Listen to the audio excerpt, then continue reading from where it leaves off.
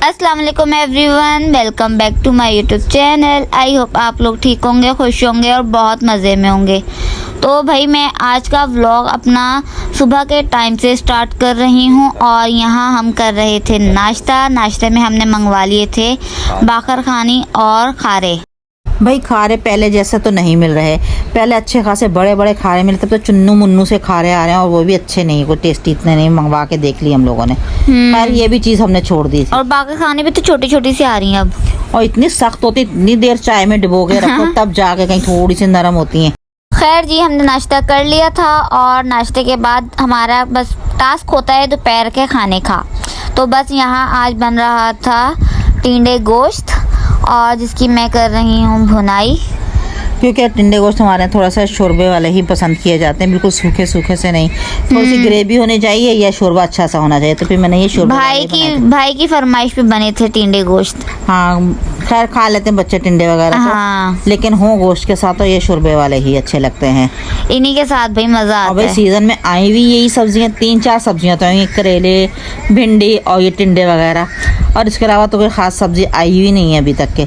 जब सर्दियाँ आएंगी हाय हाय तो फिर आएंगी सब्जियां भी अच्छी अच्छी वाली। खैर जी, यहाँ पे दोपहर का खाना हो गया तो तैयार, और यहाँ पे हम खा रहे हैं टिंडे गोश्त का सालन, जो कि बहुत ही बन के मज़ेदार सा तैयार हो गया था।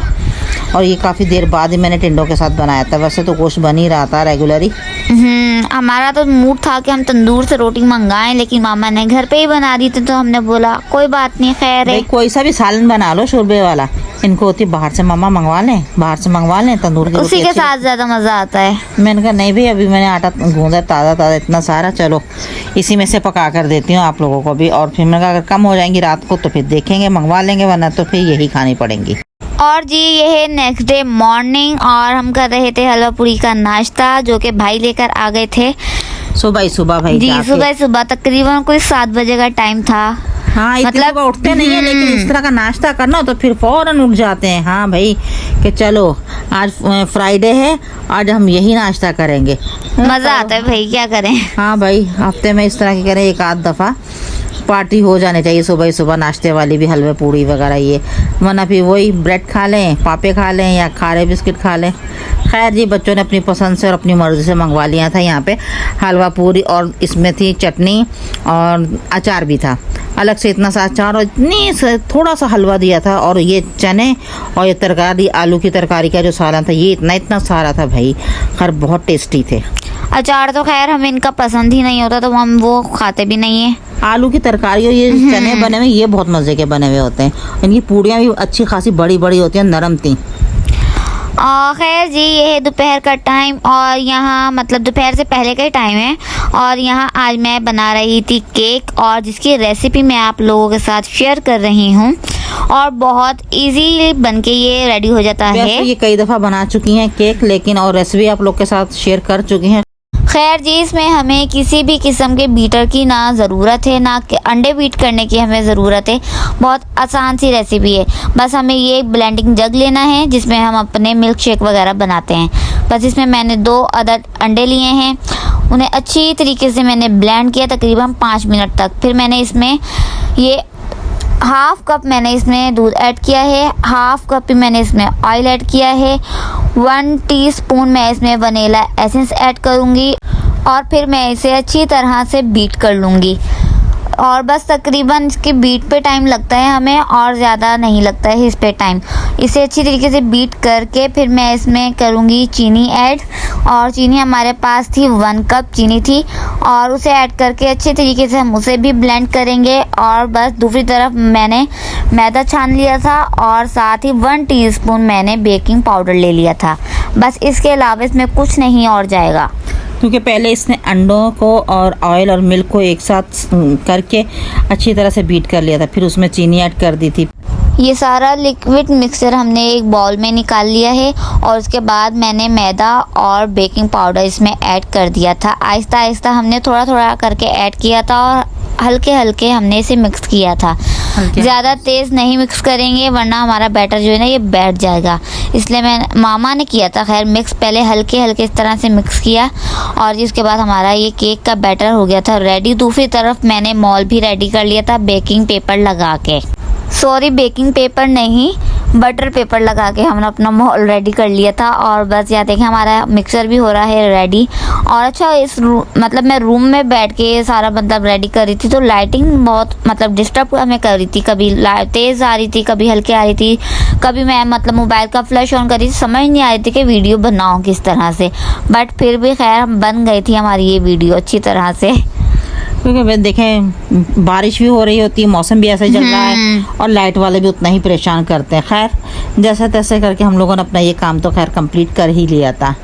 और ये केक हम क्यों बना रहे थे, किस लिए बना रहे थे, ये हम आपको एंड में ही बता देंगे। खैर जी यहाँ पे देखें ये हो गया सब कुछ रेडी जी। और इसी तरीके से फिर मैंने मिक्स कर लिया था ताकि इसके लंग्स जो है ना वो ख़त्म हो जाएं। और ख़ैर मैं बेकिंग पाउडर जो है ना उस टाइम ऐड करना भूल गई थी तो मैंने फिर लास्ट में ऐड किया था। मैंने कहा मेन इंग्रेडिएंट्स तो हम इसका ऐड करना ही भूल गए वरना मैदे के साथ ही ऐड करना था। जाहिर सी बात है फिर स्पंज कैसे बनेगा, हाँ मेन जालीदार बनना चाहिए, स्पंजी। तो शुक्र है याद आ गया था और टाइम पर याद आ गया था मॉल में डालने से पहले ही। खैर यहाँ पे देखें फिर आहिस्ता आहिस्ता से इस तरह से कर सारा बैटर हमने मॉल में डाल दिया था और फिर इसको हम आहिस्ता से टैप करेंगे ताकि इसमें से जो कोई लम्स वगैरह हैं या बबल्स बने हुए होते हैं वो बिल्कुल सही हो जाए, ये स्मूथ एक तरह से हो जाए, बिल्कुल इसका ना परफेक्ट सी शेप बन जाए, ऊपर से बबल्स वगैरह ख़त्म हो जाएं जी। और ये हमने बनाया था विदाउट ओवन, वो भी कुकर के अंदर, वो मैं आपको बताती हूँ हमने किस तरह से मतलब बनाया। क्योंकि कुकर को हमने गर्म होने के लिए छोड़ दिया था और उसमें फिर हमने एक स्टैंड लगा दिया था, ये जो आम स्टैंड होते हैं पतीलियों के नीचे रखे जाते हैं जो किचन के होते हैं, उसको ले लिया था। उसको हमने फिर कुकर में रख कर उसके अंदर इस मॉल को रख के इसको अच्छी तरह से फिर उसका ढक्कन लगा के कवर करके इसको बंद कर दिया था और तकरीबन 35 से 40 मिनट तक के हमने इसको बेक किया था। बीच में चेक भी कर लें एक दो बार के सही बेक हुआ कि नहीं हुआ, पता लग जाएगा। वुडन स्टिक के साथ इसको हमने चेक किया था कि गीला तो नहीं आ रहा है। फिर खैर शुक्र है कि ये बहुत अच्छे से बनके तैयार हुआ था जी। और साथ ही फिर मामा ने बना लिया था पुलाव और मैंने फिर कबाब फ्राई कर लिए थे और जिसका फिर मैं रिकॉर्ड नहीं कर सकी थी क्योंकि एक तरफ ही सारा ध्यान था, वो था केक की तरफ ही। अब मैं एक काम ही कर सकती थी तो बस इसलिए वीडियो नहीं बना सकते थे। ये लोग कहते हैं हमें यखनी पुलाव खाना है तो फिर ये इनके लिए बन गया था यखनी पुलाव और साथ में हो गए थे कबाब फ्राई और सैलेड था थोड़ा सा, और उसमें कुछ ज़्यादा नहीं था भाई, सिंपल सा सैलेड था क्योंकि मैंने कहा इसके साथ कबाब वगैरह है, रायता वगैरह सब कुछ खा लो एक साथ ही। और ये फिर हमने मज़ेदार सा अपना बीफ पुलाव एंजॉय किया क्योंकि हमें तो अपने केक की फिक्र होती जा रही थी कि मतलब कैसा बनेगा बस भाई केक ही केक हो रहा था थोड़ा। और खैर मैंने ये देखे मैं आपको दिखा रही हूँ अपने छोटे वाले भाई की प्लेट, कह रहा था अपनी प्लेट की वीडियो बना लेती हूँ हमारी प्लेट की नहीं बनाती, तो मैंने बोला लाओ तुम्हें भी थोड़ा सा रिकॉर्ड कर लेती हूँ कि मेरा भाई कैसे खाना खाता है। बहुत शैतान है भाई, इसको भी छेड़ते हैं उसको भी तंग करते हैं, ये उठा वहाँ से करे, ये इस तरह की हरकतें खाते टाइम इसकी ज़रूरी हो रही होती हैं। नहीं कह रहा था कि अपनी प्लेट की वीडियो बनाती हूँ हमारी नहीं बनाती हो। भाई मैंने इससे ये कहा था, मैंने कहा भाई हम मुझे तो नहीं लिया करो, खैर इसको ले लेगा, इसको बहुत शौक है। खैर ये हमारा 35 से 45 मिनट के अंदर केक अच्छे से बनके रेडी हो गया था और ये फिर मैंने निकाल के फिर इसे ठंडा करने के लिए रख दिया था। जब ये अच्छी तरीके से ठंडा हो गया था तो मैं बस इसे हाफ करने के लिए बैठ गई थी। हाफ करने का तरीका आप लोग देख लें, मैंने इस तरह से एक धागा लिया सिंपल, उसे डबल किया और इस तरह से मैं सेंटर में रख के धागा मतलब टाइटली बंद कर दिया, मतलब लगा दी इसमें से और ऐसे इसको आहिस्ता आहिस्ता से खींच लेंगे और हमारा केक इक्वली दरमियान में से हाफ हो जाएगा। मतलब बहुत सिंपल तरीके से और बहुत इजीली, मतलब हमारा नाइफ से भी इतना मजे का नहीं बन सकता ये बहुत इजी तरीका। ये देख हमारा केक कितने मजे का मतलब कि बना था यार। हाफ हो गया था ये और हाफ मतलब जबरदस्त हुआ था। इसके बाद क्या करोगी? और इसके बाद फिर हम इसमें लगाएंगे अपना ये शुगर सिरप। मैंने बस नॉर्मल गर्म पानी लिया था, उसमें मैंने 3-4 चम्मच ही कह लें, इतनी चीनी ली थी, उसे मैंने अच्छे तरीके से डिजोल्व कर लिया और मैं फिर इसमें केक के ऊपर इसे इस तरह से पोर कर दूंगी।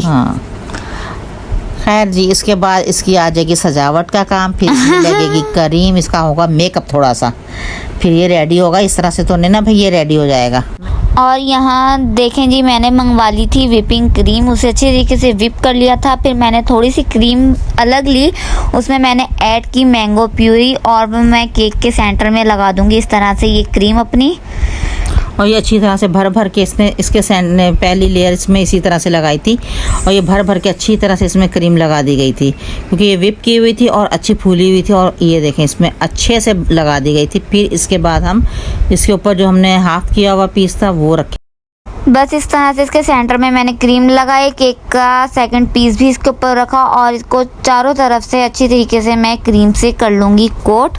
और मैंने खैर ये अपनी सिंपल जो नाइफ थी घर की, उसी की मदद से मैंने इसे अच्छी तरीके से कोट किया था, क्योंकि भाई हम इतने वो एक्सपर्ट तो हैं नहीं जी हाँ, ट्राई करते रहते हैं बस कभी कभार, और ट्राई करते रहना चाहिए। इस तरह से करते करते ही आपका हाथ साफ होगा, और इसी तरह से आप चीज़ें सीखते हैं। बिल्कुल एकदम से तो कोई भी परफेक्ट नहीं होता है, सबको ही बना बना के आता है। थोड़ा थोड़ा बनाते रहेंगे तो आप सीखते जाएंगे।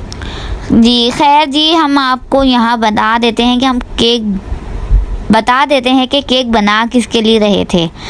हम केक बना रहे थे इसके मामू की बेटी और मेरी छोटी सी भतीजी इंशरा के लिए। उसकी थी 22 को बर्थडे, जी। तो उसने कहा था आप मेरा केक बना कर देंगी, तो बस वो इसीलिए इसके पास चली आई थी कि आप बना दें, आप बनाएंगी मेरा केक। उसने पहले से यानी कि इससे कह रखा था कि मेरी आप बर्थडे पर केक आप ही बना कर देंगी। मैंने उसे कहा भी था, मैं कहा भाई हम लोग अभी इतने एक्सपर्ट नहीं हुए हैं। कहने लगे नहीं, आप बना कर देंगी, जैसा भी बनाएंगी आप ही बनाएंगी। खैर जी, ये फिर उसके लिए हो गया था केक तैयार।